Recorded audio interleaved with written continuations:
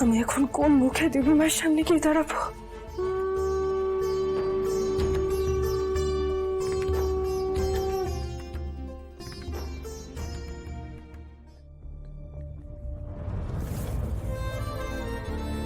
কি হলো আয়ুষ? হ্যাঁ? কি এত চিন্তা করছো? আরে ভাইয়ের বউকে উপহার দেবে না? ও আমার ভাইয়ের বউ নয় মা, ও আমার নিজের বোনের মতো।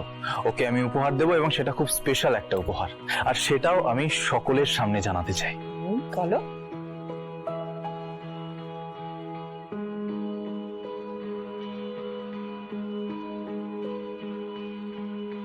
গাঙ্গুলি গ্রুপ অফ কোম্পানিজ এর আমার শেয়ারের 50% আমি ঈশান আর অনুর সন্তানের নামে করতে চাই।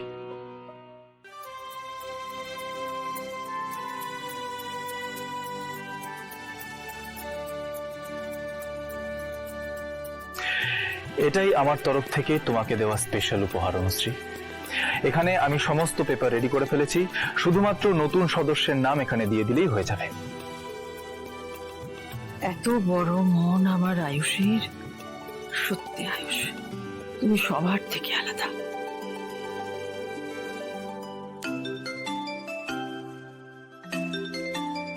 গুরুদেব ফোন করছেন, আমি একটু কথা বলি। হ্যাঁ মা।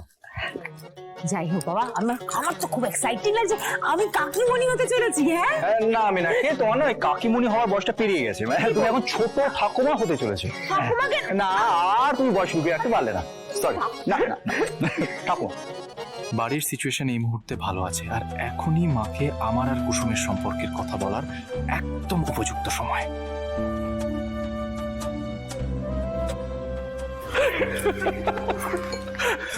গুরুদেব, আপনি যেভাবে বলবেন, যা বলবেন, আপনি খুব ভালো করে জানেন যে আমি আপনার কথার বাইরে যাই না, আপনাকে সব থেকে বেশি বিশ্বাস করি। আপনি শুধু আদেশ করুন, কি করব। বেশ বেশ তাই হবে। ঠিক আছে।